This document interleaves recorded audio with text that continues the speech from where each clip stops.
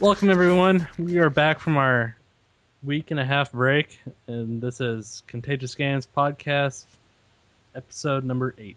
We have Matt, Kyle, Todd, and Pete. What's up?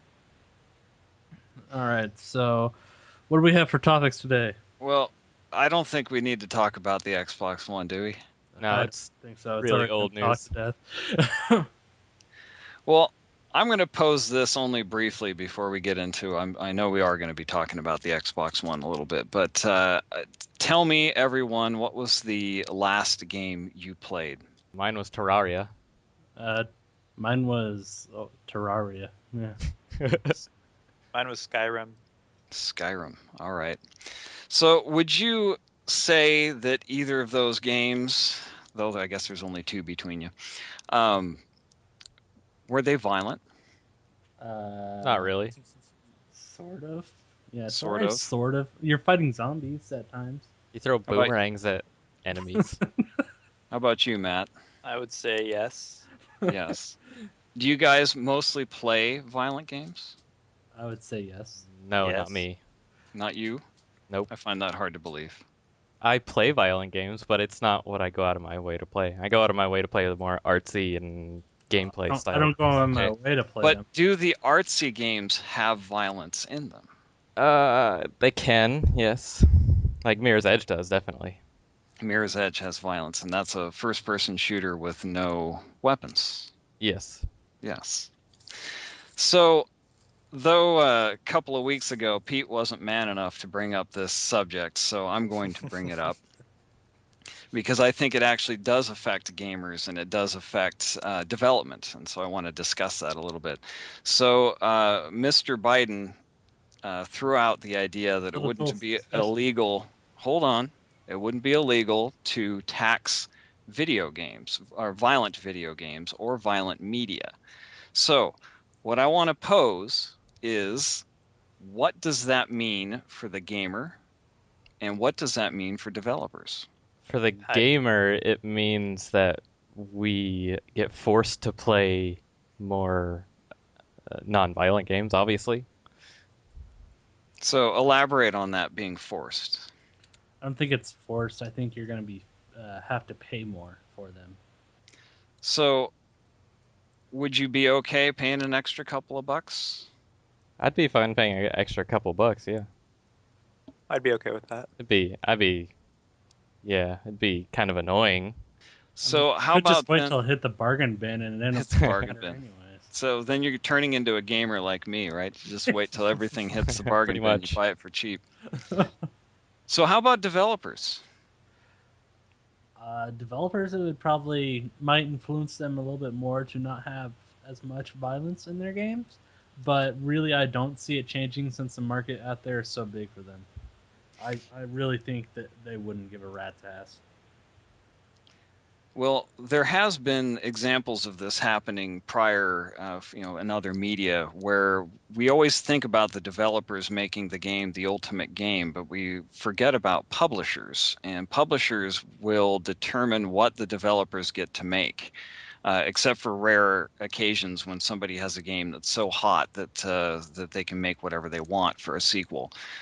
So I've seen things in the past. I like to give the example of a comedy, if you can call it that, called Dirty Work. And Dirty Work was an Artie Lang, Norm Macdonald film, and it was supposed to be this hardcore, raunchy comedy. But the publishers looked at it and they said, well, you know what? We would like for the summer, we think a PG-13 film would be better. And so, because they thought that would be better, this hardcore raunchy comedy turned into a PG-13 comedy, which basically everything that was funny in the movie got removed. So a good example of that was a joke where the enemy team was sent a pile of donuts, and the guys were just chowing down on the donuts hardcore. They just couldn't get the delicious donuts.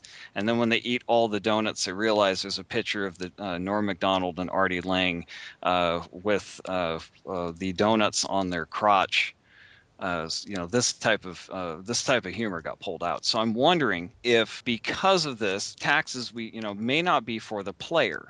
it might actually be for the people creating the media. We don't know. This is why it's kind of an interesting subject. So, do you think it would be possible, would we actually see games being censored so that they could hit a lighter market? I'm Yeah, sure it happens already. if they do implement the tax, I could see companies wanting to go for the teen rating rather than the mature rating. And also, what constitutes violence in video games? Yeah, I played Need for Speed over the week off, and that's Need for Speed Most Wanted. It's a racing game, but it's fairly violent with cars smashing into each other and stuff like that. But you would just, chalk that up to it being a racing game.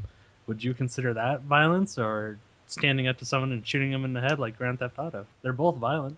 So, if you break it down, even Mario is violent. He smashes something into a flat pancake. And I got to be honest, if I have a choice to die, I think I would rather take a bullet to the head than actually being crushed into a pool. So it's kind of interesting because really looking at it, where does the line draw? I know Matt played it, and I watched my wife play it. Had the worst installation in history, but there was a Hello Kitty MMO, and the Hello Kitty MMO, you had like a little wand, and you would walk up to creatures, and in a way, you would hit them with your little magic wand, and then they would poof and disappear. They, according to the manual, they were falling asleep, but you killed them. Like that's still violence in a way. It was kind of an interesting. Basically, what was sad is it was identical to World of Warcraft, except for it was skinned with Hello Kitty, which was humorous. All right, so moving on, Xbox One. We have to talk about it. What's there to talk about that hasn't been said already? So pretty much, they're not saying much at all until we get to E3. So nobody can really say much of anything, and it's just kind of a big unknown. I think I do. honestly, I like a lot of the features that they've put into it, and obviously they haven't covered all the gaming aspects of it, but all the media features I think are great. There's little great additions to it. They're not something that I personally find world-shattering features, but You I mean your think jaw didn't drop when you found no, out you could watch TV through your Xbox? no, Did you do definitely that not. already? But I uh, almost passed out. I'll I'll probably use most of the features on there. Yeah, nothing really jumped out at me as like, oh, hey, that's awesome. It was just all a bunch of things that they've been trying to introduce with the Xbox already, and a few key new things that, of course, a new console would have. I don't like how it has to be with the new Kinect. I don't like that. If they're That's gonna my yeah, that's my biggest concern with the Xbox One, the always on Connect. Well, they just Apparent, released some information about the whole privacy issue. I'll have to look into that. Yeah. I do have to say, after plugging in the PlayStation Eye, the Xbox Connect, and actually what really did it for me was the Wii U playing Nintendo Land. The games that actually put your face on the screen, like the video off of the controller, I felt very intrusive because it's like I didn't want to see my face on the screen like they were showing it to me. Like I didn't want to see that. All I can think of is they've got these cameras on 24 hours a day. And I don't we have enough cameras. We have cameras on our phones. We have cameras everywhere. It's like, do we need more cameras? But oh well. If they're gonna force the Kinect down my throat, then and I didn't really mind it in the first place, I'll just use it. That's my outlook. Yeah, I'm a supporter of the Kinect. I like what it does, but I'm hoping that the new one can actually track a bit better, have less latency, Yeah, because the it was pretty latency noticeable. in the current version is really bad. So I got to ask you guys then, how about the name? Awful. Oh, Yeah, I wanna bad. I wanna terrible. punch the person who came up with it. All right, guys, we're gonna have a new Xbox, and we can't have 720. What's it gonna be called? It's going to be called One. So my problem is actually a pet peeve I have with gamers. Gamers will always say, "Oh, did you play Zelda 1? Did you play Mario Yeah, 1? exactly. Did you play Halo 1?" And that's not what it's called. It's called Halo. It's called Super Mario Brothers. It's called Legend of Zelda. And so this is a confusing situation because now we have officially the Xbox One, and then we have gamers talking about the original Xbox, which they will refer to as Xbox One. Yep. So a conversation with gamers can get rather confusing because but right now nobody wants to think about the original Xbox, but or should I say Xbox One? But I think that's kind of an odd choice. It is. I understand why they did it because they're kind of like the Wii U, the iPhones. They wanted to have something like you feel like that psychologically, that is the only, like that's the one thing you need. I get that, but it just seems a little strange. Yeah, it's a really dumb name. Yeah, I they mean, were like trying. I get the whole all-inclusive thing. I'm surprised they didn't call it the Xbox Neo. Hey, they could have called it the Xbox Neo Geo if they could have paid the paid paid the company enough money. it was So also rumored that they were going to completely abandon the whole numbering system and just name it the Xbox, which I would have personally been fine with because at least we would have been able to name it by year. It would have been Xbox 2013. yeah. Well, it also would have been kind of nice, although it'd make it feel outdated if you think about it, like 6 years later, like if, oh man, I've been playing on the Xbox 2005, Yeah. Would, one thing I do like is that they have, obviously we have the Sony's PlayStation 4, and they're pretty much stuck with having to do 5, 6, 7, 8, 9, 10. Like they've really branded that. And so now Microsoft is free to not have to call it the 720 or a continuation of their numbers. So I think that's kind of good. So they can always call it the Xbox whatever they want in the future. But I find the Xbox One to be a little odd. And I did meet one of the four designers, and that's shocking. There were only four people responsible for designing the Xbox 360. Uh, he was telling me that they didn't want to call it the Xbox 2 because the PlayStation 3 was coming out, and their marketers said, well, people would look at a PlayStation, what people would look at PlayStation 4 or 3 and Xbox 2, and parents would think, oh, well, this 3 is a higher number, so we want to buy that. I know it sounds stupid, but that's actually why they decided to not call it the Xbox 2. Yep. So this is really confusing. After that logic by their marketing people, it's really like almost completely backwards for them to call this Xbox One.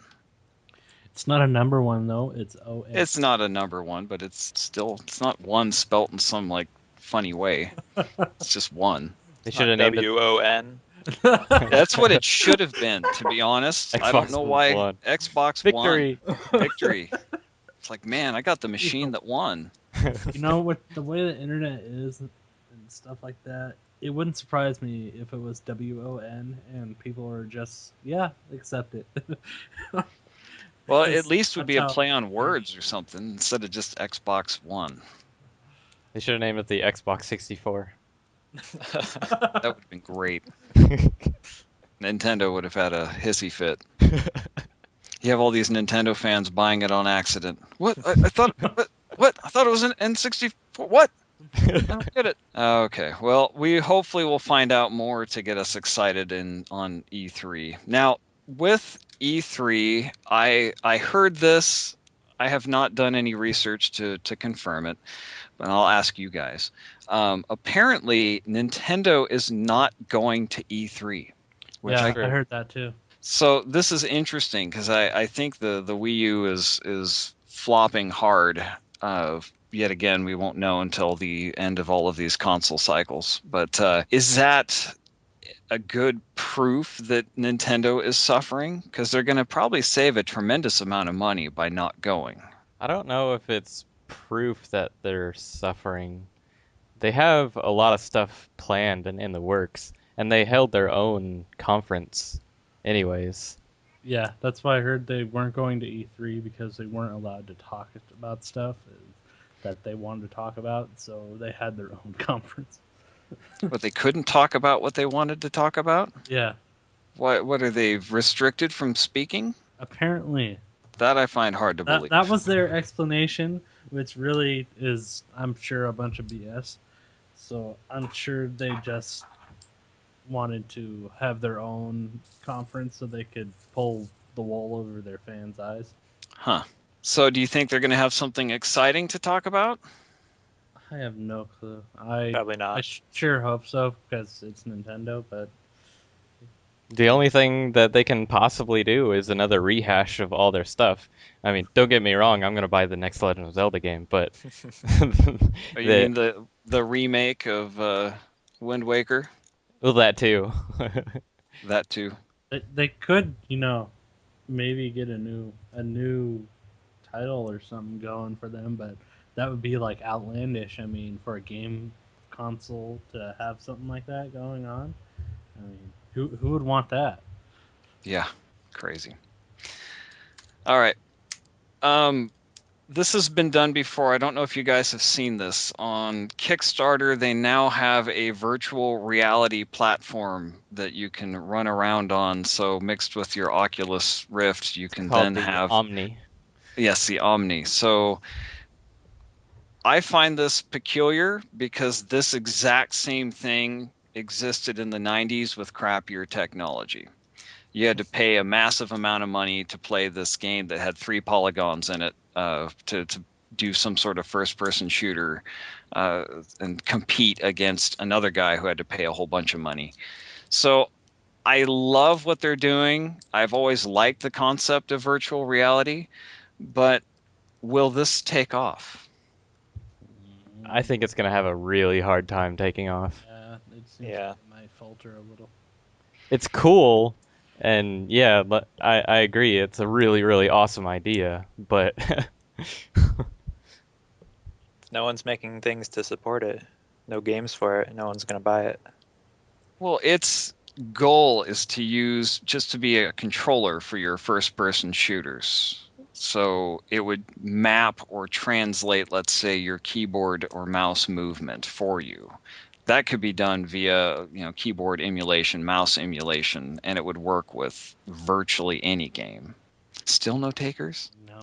No, I think the biggest problem, and they were showing it, is that first-person shooter, if you're going to play it online with your buddies, you're going to be at a disadvantage being forced to have to run in place to control yourself. yeah, I mean, we've already talked. Everybody knows about the console versus mouse in the first-person shooter realm. The mouse you can set to turbo sensitivity, and you can spin around 3,000 times per the one time that the console guy can turn around. So there's a lot more control there. And so now you're taking that control and then mapping it onto physical foot movement combined with head rotation. So we all know how quick you guys whip around in your first-person shooters. It might be a little difficult to do with your neck, and then of course your foot movement. So I think what needs to happen, and maybe the indies will take off with this, is that there needs to be games developed for it as a platform, not shoehorning current games into it, if that makes sense. yeah. Yeah, it needs to be set as its own platform rather than taking other games on. So, like, instead of a Twitch shooter, maybe it was something actually, we were talking about Mirror's Edge. It would be rather interesting to have a game that was more like Mirror's Edge with that type of setup. Even with Mirror's Edge, though, it'd be kind of difficult because there's parts where you have to really leap as hard as you can, and there's Yeah. no difference in leaping ability. Well, not that much difference in leaping ability from a treadmill. Yeah, unless the only way I could see it working for a first-person shooter versus like someone using a mouse is if they took what your movements were for your neck and how fast you could turn around and multiplied them to match a mouse. That would be the only way. It'll probably work a lot like the Wii in a first-person shooter, whereas if you turn your neck so far, you start rotating, and then you can center it to kind of stop. Well, with the 'Cause Oculus Rift, you can change the settings to a bunch of different things like that. Cool. Oh, okay. So yes, there's one more thing because we have been a little upset, especially on the Contagious Games side, that there has been no indie support really on the Xbox One, right? Yep. We know that XBLIG, the Xbox Live Indie Arcade or Indie Games, is going away. So I talked to somebody who is mostly reliable, provided that they work inside of Microsoft. Although he was giving me somewhat specifics, but not real specifics. And what it sounds like is that they are doing away with the XNA, but what they realize that people have a hard time making a game engine and getting it running and making a quality title. So from what he was telling me, and I'm sorry I forget the name and I'm sure it was wrong anyways and it will be announced as something different, is he said that they're going to build a system that actually is based off of Unity. So you'll be making games with Unity and being able to do the exact same thing you did with XBLIG. Sounds I cool. would be okay with that. Yeah. Yes. So what this means for us is that Puppy Hunt needs to be translated. It needs to be finished immediately and put on XBLIG, and then within the time between now and when the Xbox One. Sorry, it's so odd to say. When the Xbox One comes out, then we might be able to put Puppy Hunt on, or what, into Unity and port it over. So, anyways, what do you guys think? Do you think that will take off? Do you think we'll see more indie product? Uh, If they do something like that, then yes. There's a lot yeah. of people working with Unity right now. I vote yes. It still depends on how well their publishing goes for digital stuff. So Do you have any thoughts about how their market is going to be set up? Do you think that we'll see something better? From what I've heard right now, all the games are just going to be mashed together. And even from the guy that made the dishwasher series, he was like, "Yeah, it's just going to be up there with the other games, so look for it." And yeah, which is a little unfortunate because the digital store is going to start getting like your local Huge. game store with all the shovelware on the shelves, and you're just hunting through to find the AAA titles. So, okay, this was a problem with all of these titles. We're getting to a point officially we've had video games since the 40s if you want to count Pong on an oscilloscope. But as far as published games are concerned, we had games in the late 70s that you could buy and bring home, and all the way through now. So we have many years of games, and at this point, we're seeing new games, we're seeing old games, we're seeing indie games, and there are tons of them out there. And the OnLive guy, his biggest problem was how do you filter through all of these games? How do you get gamers to find games that they want besides the AAA titles? We get that. So all of these indie games are out there, and if they're on a marketplace, do you guys have any thoughts on how a company like Xbox could make it more accessible to us, the players, to find what we want out of the big pile? I immediately think of the iTunes store or any music program nowadays where they show you similarities to the artists that you're going to. Like when I go and buy a song that I want to get on iTunes, I see a giant list of, hey, you can buy these as well on the song. So we could do something like that on the digital stores for games. It's a good So, idea. but Microsoft has that. When you click on a game, and it pulls up in the menu, if you hit the opposite direction of the details for the game, it says, "Oh, you might also like," and they have, I think, at least 3 titles that Yeah, but it's like they pull really up. hidden. this will be like a This will be in your face. Yeah, iTunes is Before you just buy right this, there. buy this and this and this. Or be like Amazon. After you've bought this, you might like this and this and this. Yeah, that too. It's all about how you get all those shovelware titles to the person sitting on the couch. Shovelware. They should have a shovelware channel. Right, you've got the indie channel. They should just have a shovelware channel. That would be great. All right, anybody else have a topic? Nope. No? What do you guys have any predictions for E3? I'm gonna say no because last console generation we saw that the PlayStation 3 was supposed to be the most powerful machine, and it is the most powerful machine out of the three that came out. And in reality, now that it's all said and done, it's the machine that runs most cross-platform games at 720p instead of the 1080, unlike the Xbox, which is a weaker machine, which the majority of the games run in 1080p. So everything they tell us doesn't really mean much until we finally see the console's life cycle. Yeah, that is one thing I wanted to cover real quick was all the games nowadays are getting published onto every console, so it doesn't matter what console you have, you can play the games. So we're only gonna have like a select few of first person games, which Indeed. don't get me wrong, I want to play the next Halo game on Xbox, but you can play pretty much any game nowadays on any console. So I feel Nintendo's going to suffer because their machine is weaker. And the same thing happened with the Wii. It was just fine in the very beginning couple of years, but then towards the end, companies stopped developing multi-platform on the Wii because it was so far off from the other systems. So I think for the first couple of years, we're going to see multi-platform no problem on the Wii U, and then it's going to slowly die off, or they're going to stop making games. Yeah, that and plus they've also kind of lost the casual market that they had with the Wii. Yeah. Even though it will take care of everything that the Wii did, it's kind of lost the market. So, all right, well, we hope to get Puppy Hunt out soon so we can start working on the Unity version. Yep. Matt, sign us out. We'll see you next week, everybody. Bye. Bye. Bye. Bye.